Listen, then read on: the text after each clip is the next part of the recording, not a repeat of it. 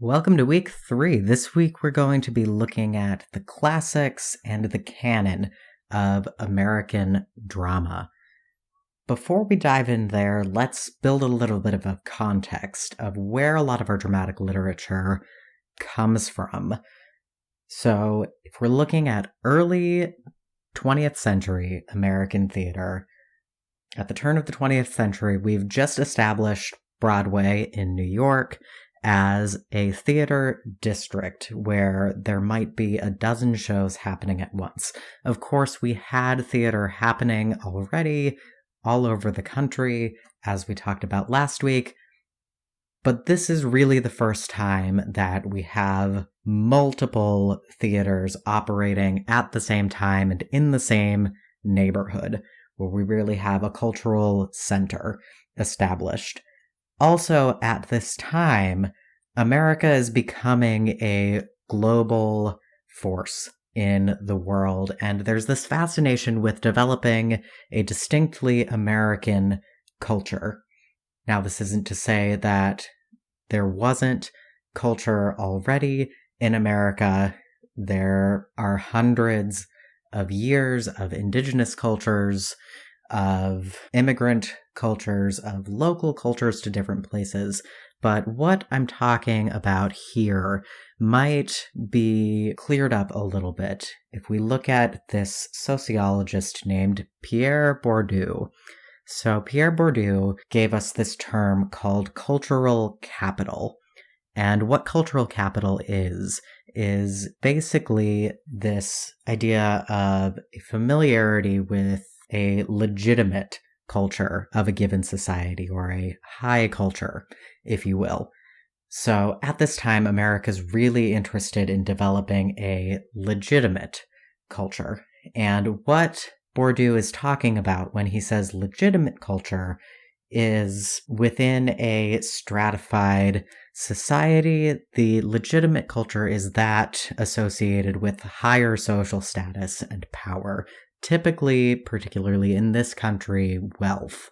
So Bourdieu divides our way of looking at culture into highbrow culture, which belongs to this idea of the legitimate culture, and lowbrow culture, which generally is popular culture, the culture of the masses, the one that is accessible to everyone. So as we are trying to establish a legitimate culture, our melodramas and our variety and vaudeville performances, which were mostly geared toward the working classes, were more along the lines of our popular or lowbrow culture. We were looking to figure out where do we fit in on this global scale.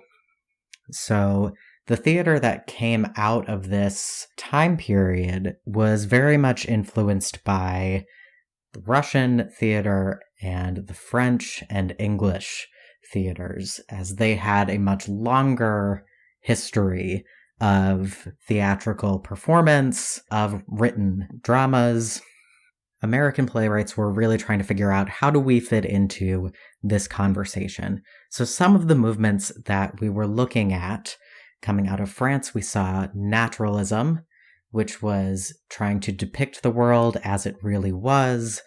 We had social realism, which is this push to start depicting social issues on stage, and is really the first time that we see poor people as subjects of serious dramas, as opposed to just comedy. And we've got, especially coming out of Russia, psychological realism, which is really aimed at depicting the inner workings of the mind and human relationships.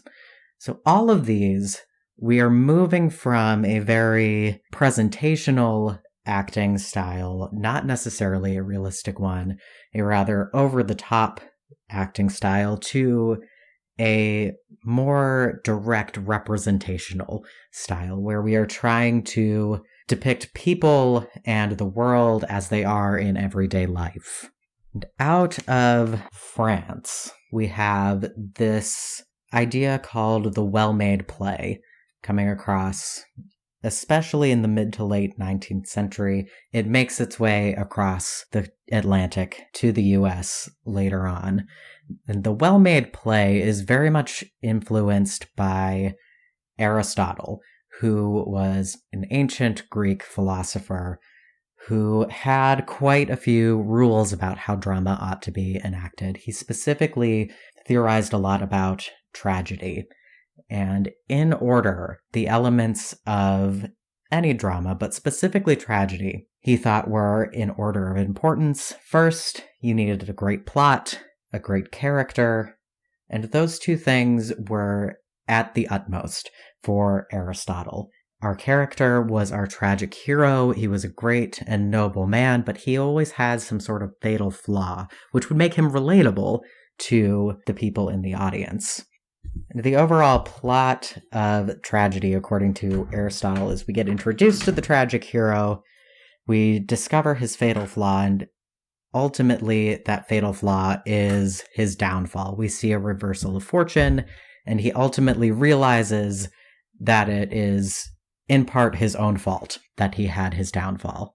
Next, Aristotle found it really important to have complex thoughts, introduce philosophy and complex ideas. 4 was diction. You had to use good language, nothing over the top and flowery, but you needed to use good language. The bottom of the list for Aristotle was music and spectacle, which, if we look at our 19th century American drama with our melodramas, with our variety shows, those were all about the music and the spectacle. Did not have a whole lot going for them in terms of plot and character. It was mostly about the music and the spectacle and really drawing people in that way.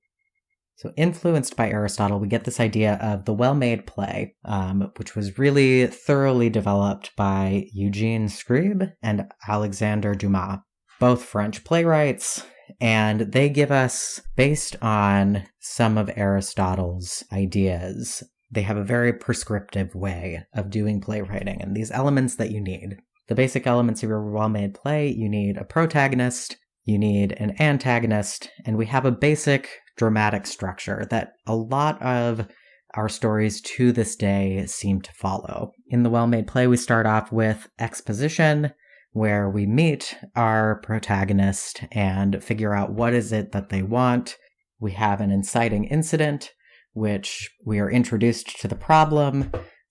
Next, we go on a journey. There's a series of conflicts and rising action until we hit a climax where the conflict is at its height, and at this point is kind of our turning point, our reversal.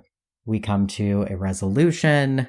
The well-made play says there should be a happy ending, and playwrights from then on have been struggling with whether or not we need that kind of happy ending every time. However, there is a lot of agreement with people who follow this kind of formula that there should be some sort of clear-cut resolution. Now, mind you, this is only one way of telling stories.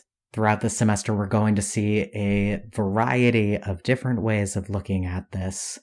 However, if we take a look at the canon of dramatic literature in the US, a lot of it is working on this model because of the time that we were really developing our own theatrical canon. And in the second half of this lecture, you're going to do your own exploration. I've collected 3 different anthologies of American drama, 3 different scholars who have attempted to put together a collection of plays that exemplify what the American theater is, have defined those as the most important. And what you're going to do is you're going to look for patterns in what it seems that we give cultural capital to. How are these scholars defining what is American drama?